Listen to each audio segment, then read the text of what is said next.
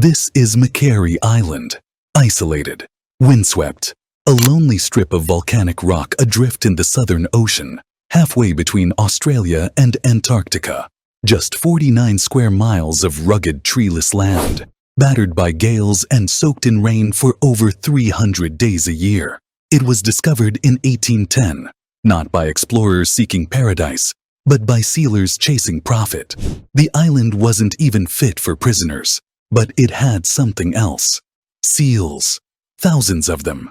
Seal hunters descended, braving the brutal conditions for the rich oil and pelts. For decades, it was open season, and like so many remote places touched by human greed, the story played out the same way. Animals died. Lots of them. By 1919, the seals were nearly gone. The penguins too, slaughtered en masse for their fat and skins. But humans didn't arrive alone. Hidden in the holds of ships came stowaways, rats and mice.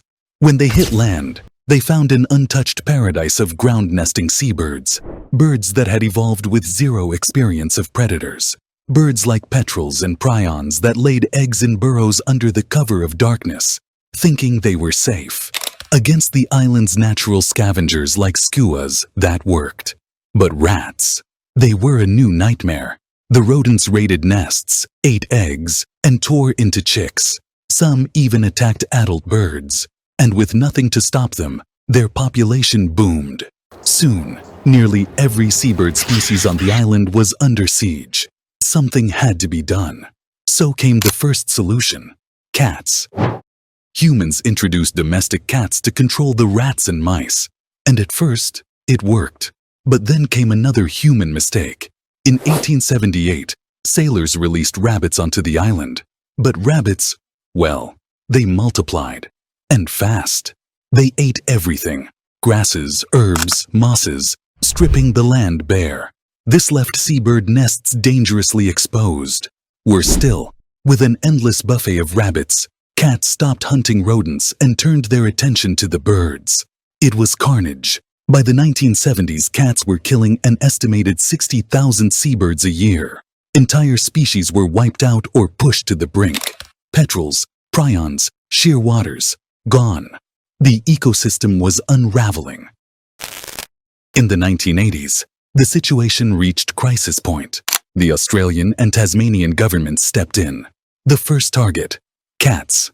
Over 15 years, wildlife authorities culled nearly 2,500 of them.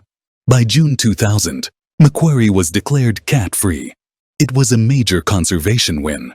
But then, the next wave hit. With no cats left to control them, rabbit numbers exploded again.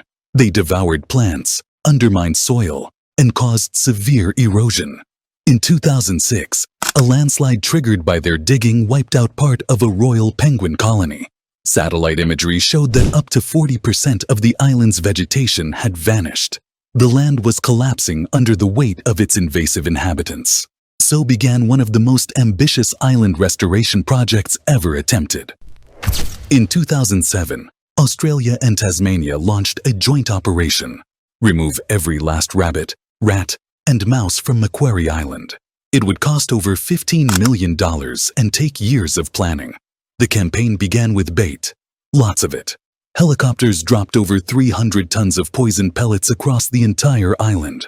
But that was just phase one. Next came the dogs, highly trained, relentless, and tireless. Working with their handlers, they scoured the island on foot. Over 56,000 miles were walked in search of the last survivors. The work was painstaking. Teams camped in freezing rain. Supplies were shipped in at great expense. Every burrow, every rock, every crevice was searched. And finally, in 2014, after 7 long years, it was official. Macquarie Island was pest-free. It became the largest and most remote island ever to have all invasive mammals successfully eradicated. And then, something incredible happened.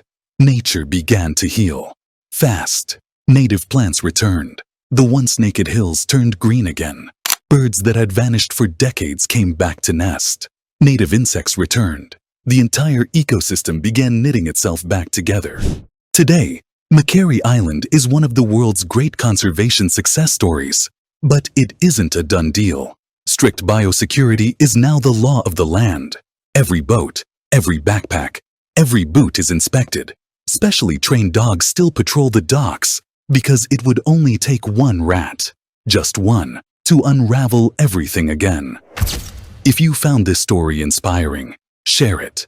Spread the word about Macquarie Island, because the more people who know what's possible, the more likely we are to protect what remains. And if you're new here, consider hitting the like button and subscribe for more stories about the hidden wonders of our planet and how we can save them.